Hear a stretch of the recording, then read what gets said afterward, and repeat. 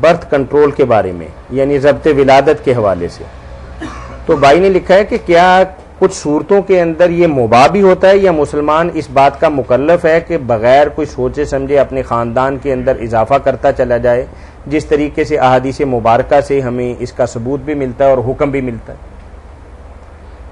ہاں، یہ تو ظاہر بات ہے کہ آپ نے نکاح کے بارے میں یہی ہدایت فرمائی، قرآن نے بھی یہ کہا کہ تم جب ایام حیض ختم ہو بیوی کے پاس، جہاں ہدایت ہے وہاں کہیں لذت کے لیے نہیں جاتی۔ یہ ٹھیک ہے کہ ہم نے عورت کو کھلونا بنا لیا اور مقصد ہی بنا لیا کہ عیش کرو، قرآن میں یہ کہیں نہیں آتا۔ جب بھی مداومت کی اجازت ملی ہے اولاد کے لیے، کہا جب حیض کے دن خود بیویوں کے پاس جاؤ اور قدر مولیان اپنا سلسلہ نسل آگے بڑھاؤ۔ ایک جگہ فرمایا وابتغوا ما کتب اللہ لکم، تمہاری قسمت میں جو اولاد لکھی ہے اس کو تلاش کرو۔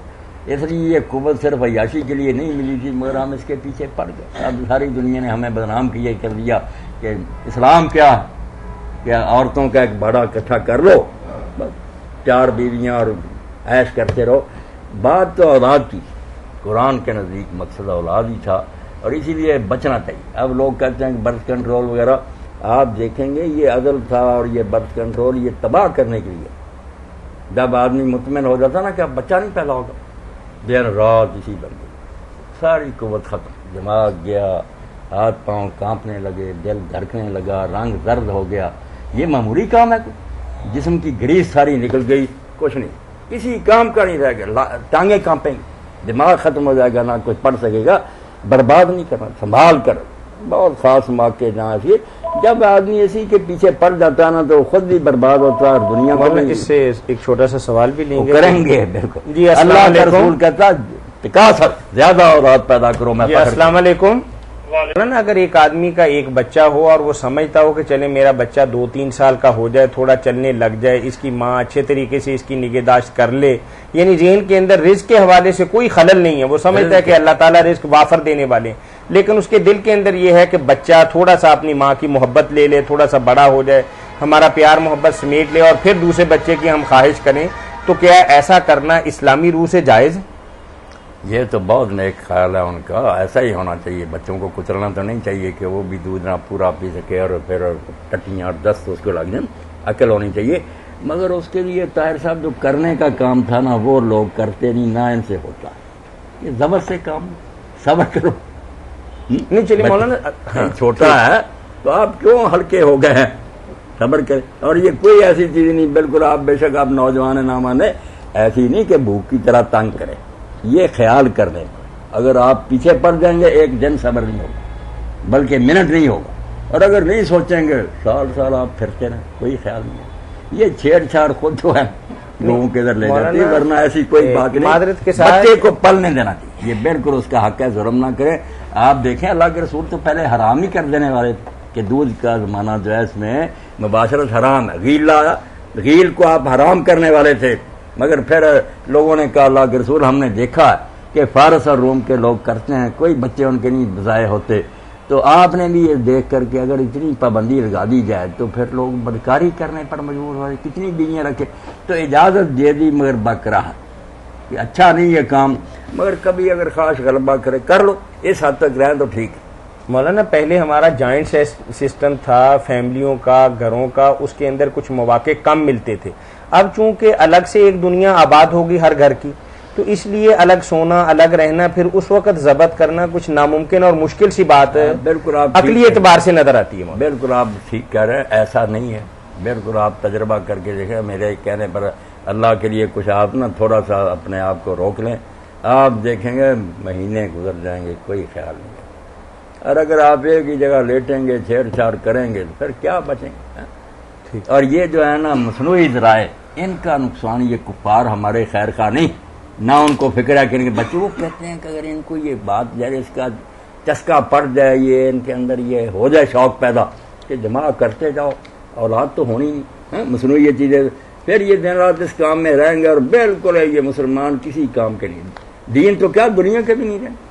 یہ جو ہے نا دل جو میرا گھبراتا ہے، ٹانگیں کانپتی ہے، رنگ سارا اس کا فساد، اس کی حفاظت کرنی چاہیے، ضائع نہیں کرنا چاہیے۔ ٹھیک ہے، جو عدل کو بنیاد بناتے ہیں اس سے بھی بڑی غلطی ہوئی ہے، جو ابن حزم نے کہا اور ابن حبان نے، وہی بات حضور نے حرام کر دیا، یہ پہلے کی باتیں کہ لوگ جیسے متع کرتے دوسرا چٹتا رہا، اس پر بھی راضی نہیں کبھی ہوئے. جس نے پوچھا فرمایا اور تم یہ کام کرتے ہو ناراض ہو کر، اب کرتے ہو ایسا جو جان اللہ نے پیدا کر رہی ہے وہ روک لو گے؟ اور وہ آ کر پھر مانتے بھی تھے یا رسول اللہ بنا کچھ بھی نہیں بیٹا ہو ہی گیا. فرمایا کیا میرا پھر تمہیں گناہ ہی ہوا؟ کہیں آپ نے فرمایا کہ نہ لا علیکم اللہ تعالی، نہ یہ نہ کیا کرو. اچھا نہیں سمجھتے مگر صاف نہیں حرام کیا. جب یہ کہہ دیا کہ موعودہ سغر، یہ بھی بچے کو زندہ درگور کرنے والی بات ہے. ابن حزم کہتے ہیں امام ابن حبان اس کے بعد کوئی جواب رہ گیا جب کہہ دیا کہ یہ بچے کو زمین میں تم زندہ دفن کر دو.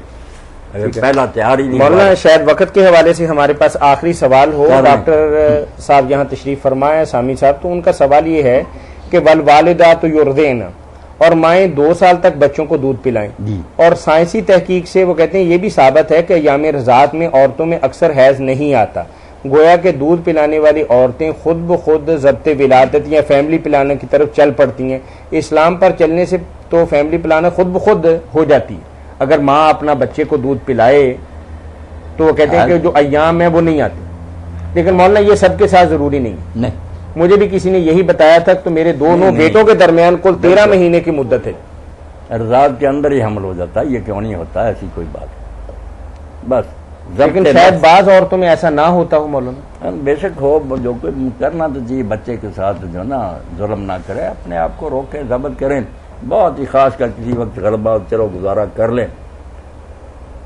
اسی لیے جو فقہاء نے کہا بھی یہ لوگ ناراض تو ہوتے ہیں، کبھی کہتے ہیں انہوں نے کیا لکھ دیا کیا باتیں تو ٹھیک لکھی. کبھی ایسا ہی ہوتی ہے مصیبت کہ آدمی جو اس پر اتنی خواہش کا غلبہ ہے کہ عورت ہے ان دنوں میں ناپاک، اب وہ یا تو مباشرت جمع کر لے، مجرم ہو جائے قرآن کے خلاف. کیا کر اگر انہیں تبتین اور تفسیر کی اجازت دی ہے استمراء کی کہ اپنی بیوی سے نکلوا دے پانی یا اس کے پیٹ پر ران پر. اب جو حرامی لوگ وہ تو مذاق اڑاتے ہیں کیا یہ علماء لکھتے رہے.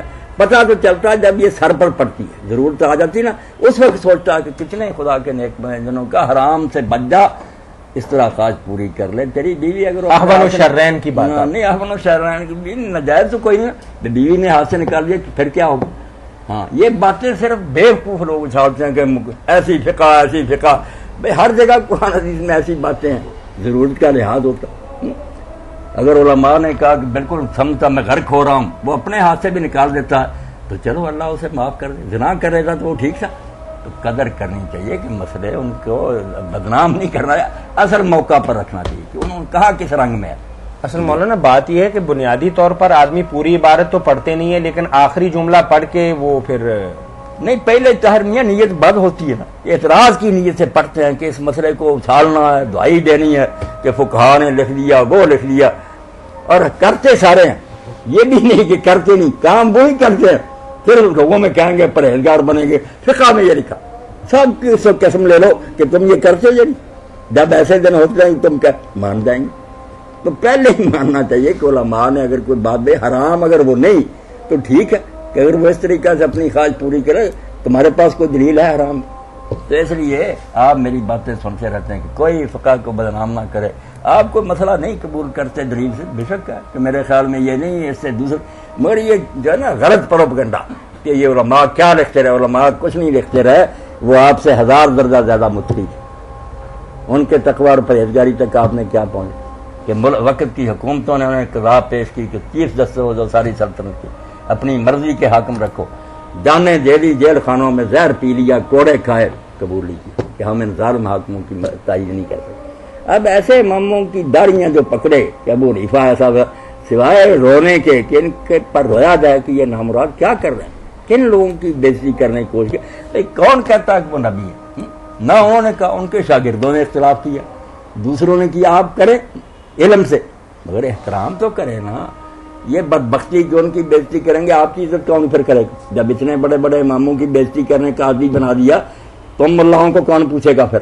پھر یہی ہونا نا جو آج کل ہو رہا کہ ہر آدمی مولوی کی بےزتی کر رہا. احترام سے نام نیکو رفت گاں ضائع مکن تاب مانند نام نیکت برقرار. جو نیک گزر گئے ہیں ان کا نام ضائع نہ کرتا کہ تجھے بھی نیک نام لوگ یاد کریں. ورنہ اگر تم نے یہ رسم ڈال دی جس طرح آج تو ان کی بےزتی کر رہا ہے اسی طرح تیری لوگ کریں. تو یہ بدبختوں کا طریقہ ہے، ایسا نہیں. جزاکم اللہ خیرہ. اس خوبصورت بات کے ساتھ ہی کہ ائمہ اسلام جو ہیں وہ ہم سب کے محسن ہیں اور ہماری محبت کے اور توجہ کے اور احترام کے کلی اعتبار سے مستحق ہیں، تو انہی کی محنتوں کا نتیجہ کہ آج دین تک ہم تک پہنچا ہے.